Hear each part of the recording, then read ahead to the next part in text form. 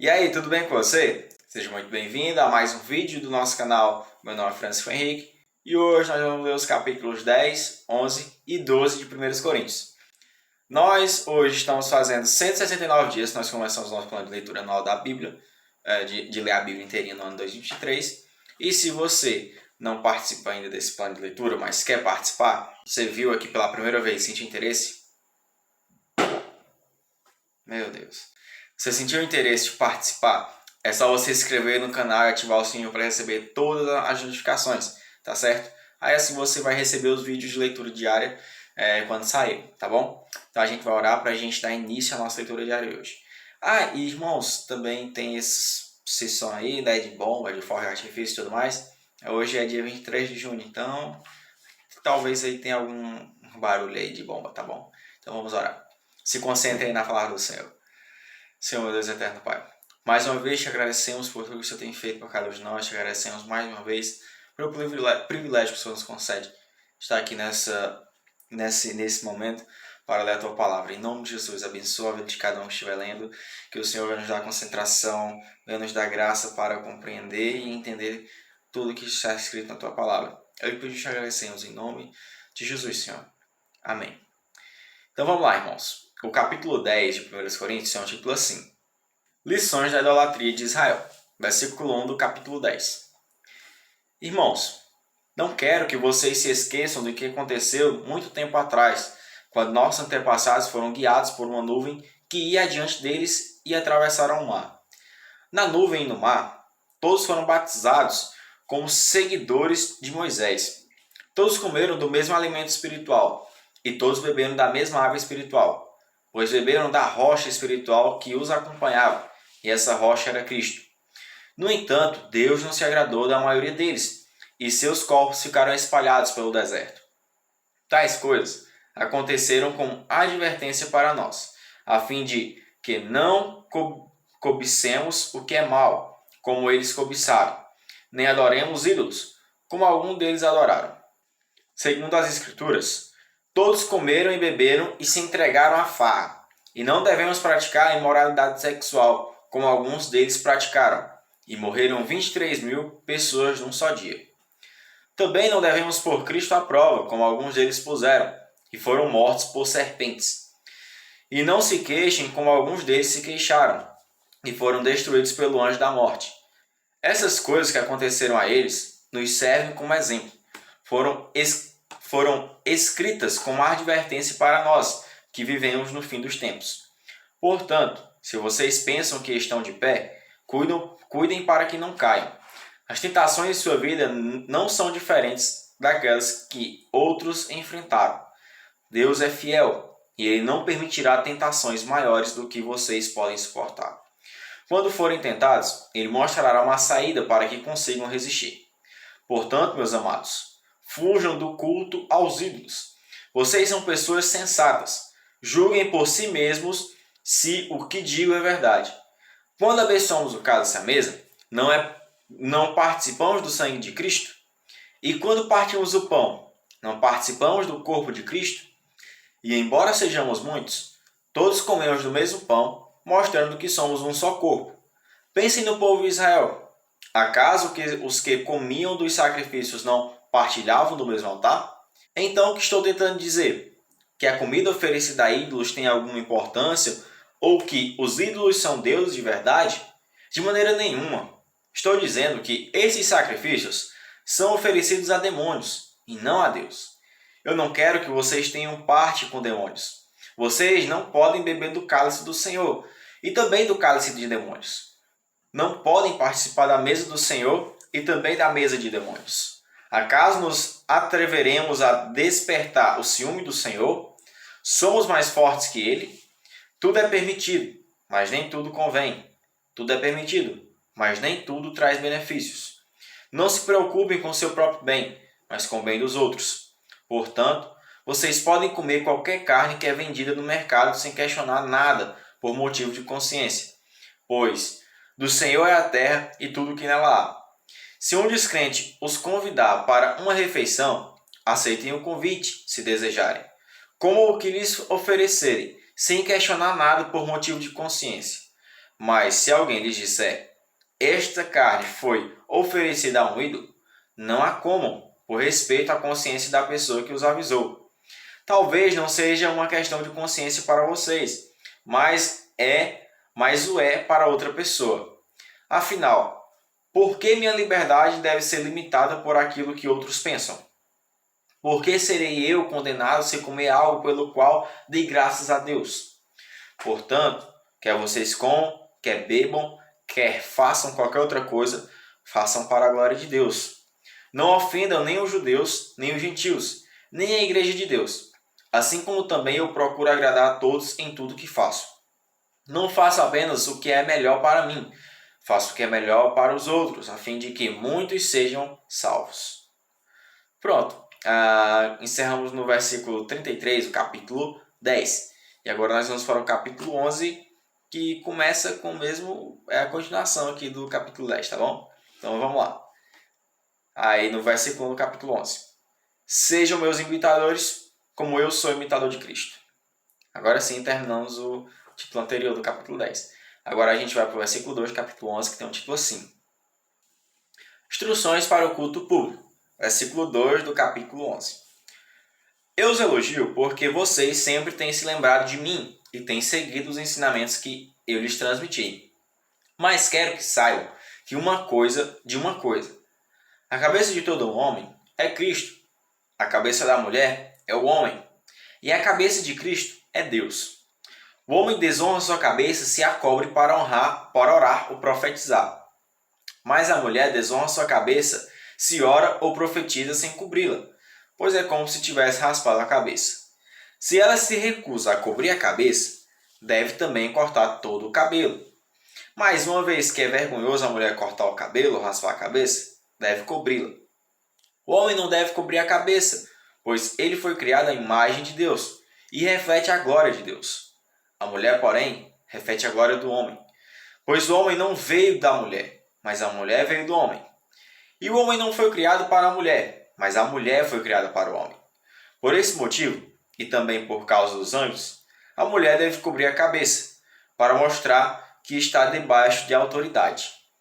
Entre o povo do Senhor, porém, as mulheres não são independentes dos homens, e os homens não são independentes das mulheres. Pois, embora a mulher tenha vindo do homem, o homem nasce da mulher, e tudo vem de Deus. Julguem por si mesmos. É correto uma mulher orar a Deus em público sem cobrir a cabeça? A natureza não deixa claro que é vergonhoso o homem ter cabelo comprido? E as mulheres não se orgulham de seu cabelo comprido? Pois ele lhes foi dado com um manto. Mas se alguém quiser discutir a esse respeito, digo simplesmente que não temos outro costume. E as igrejas de Deus pensam da mesma forma. Pronto, agora a gente vai para o versículo 17, que tem um título assim. Ordem na ceia do Senhor. Versículo 17 do capítulo 11. Nas instruções a seguir, porém, não posso elogiá-los, pois quando vocês se reúnem, fazem mais mal do que bem. Primeiro, ouço que há divisões quando vocês se reúnem como igreja, e até certo ponto eu creio. Suponho que seja necessário haver divisões entre vocês, para que se reconheçam os que são verdadeiros, os que são aprovados. Quando vocês se reúnem, não estão interessados de fato na ceia do Senhor. Alguns de vocês se apressam em comer a própria refeição. Como resultado, alguns passam fome, enquanto outros ficam embriagados. Será que vocês não têm casa onde comer e beber? Ou querem mesmo envergonhar a igreja de Deus e humilhar os pobres? Que devo dizer? Querem que eu os elogie? Certamente não os elogiarei por isso, pois eu lhes transmiti aquilo que recebi do Senhor. Na noite em que o Senhor Jesus foi traído, ele tomou o pão, agradeceu a Deus, partiu e disse: Este é o meu corpo que é entregue por vocês. Façam isto em memória de mim. Da mesma forma, depois da ceia, tomou o cálice e disse: Este cálice é a nova aliança confirmada em meu sangue. Façam isto em memória de mim, sempre que o beberem. Porque cada vez que vocês comem desse pão e bebem desse cálice, anunciam a morte do Senhor até que ele venha. Assim, quem come do pão ou bebe do cálice do Senhor indignamente, é culpado de pecar contra o corpo e o sangue do Senhor. Portanto, examine-se antes de comer do pão e beber do cálice, pois se comem do pão ou bebem do cálice sem honrar o corpo de Cristo, comem e bebem julgando contra si mesmos. Por isso muitos de vocês estão fracos e doentes, e alguns até adormeceram. Se examinássemos a nós mesmos, não seríamos julgados dessa maneira. Mas quando somos julgados pelo Senhor, estamos sendo disciplinados para que não sejamos condenados com o mundo. Portanto, meus irmãos, quando se reunirem para comer, esperem uns pelos outros. Se estiverem com fome, comam em casa, a fim de não trazer julgamento sobre si mesmos ao se reunirem. Eu lhes darei instruções a respeito de outros assuntos depois que chegar aí. Pronto, irmãos. No versículo 34 nós chegamos no fim do capítulo 11. Agora a gente vai para o capítulo 2, que tem um título assim: Dons espirituais. Versículo 1 do capítulo 12. Agora, irmãos, quanto à sua pergunta sobre os dons espirituais, não quero que continuem confusos. Vocês sabem que, quando ainda eram pagãos, foram conduzidos pelo caminho errado e levados a adorar ídolos mudos. Por isso, quero que compreendam que ninguém que fala pelo Espírito de Deus amaldiçoa Jesus, e ninguém pode dizer que Jesus é Senhor a não ser pelo Espírito Santo. Existem tipos diferentes de dons espirituais, mas o mesmo Espírito é a fonte de todos eles. Existem tipos diferentes de serviço, mas o Senhor a quem servimos é o mesmo. Deus trabalha de maneiras diferentes, mas é o mesmo Deus que opera em todos nós. A cada um de nós é concedida a manifestação do Espírito para o benefício de todos. A um, o Espírito dá a capacidade de oferecer conselhos sábios. A outros, o mesmo Espírito dá uma mensagem de conhecimento especial. A um, o mesmo Espírito dá grande fé. A outro, o único Espírito concede o dom de cura. A um, ele dá o poder de realizar milagres. A outro, a capacidade de profetizar. A outro, ele dá a capacidade de discernir se uma mensagem é do Espírito de Deus ou de outro Espírito. A outro ainda dá a capacidade de falar em diferentes línguas, enquanto a um outro dá a capacidade de interpretar o que está sendo dito. Tudo isso é distribuído pelo mesmo e único Espírito, que concede o que deseja a cada um. Pronto, agora a gente vai para o versículo 12, que tem um título assim: Um só corpo com muitas partes. Versículo 12 do capítulo 12. O corpo humano tem muitas partes, mas elas formam um só corpo. O mesmo acontece com relação a Cristo. Alguns de nós são judeus, alguns são gentios, alguns são escravos e alguns são livres. Mas todos nós somos batizados em um só corpo pelo único Espírito, e todos recebemos o privilégio de beber do mesmo Espírito. De fato, o corpo não é feito de uma só parte, mas de muitas partes diferentes. Se o pé diz: não sou parte do corpo, porque não sou mão, acaso por isso deixe de ser parte do corpo? E se a orelha diz: não sou parte do corpo, porque não sou olho, será que por isso deixe de ser parte do corpo? Se o corpo todo fosse olho, como vocês ouviriam? E se o corpo todo fosse orelha, como sentiriam o cheiro de algo? Mas nosso corpo tem muitas partes, e Deus colocou cada uma delas onde Ele quis. O corpo deixaria de ser corpo se tivesse apenas uma parte. Assim, há muitas partes, mas um só corpo. O olho não pode dizer à mão: não preciso de você.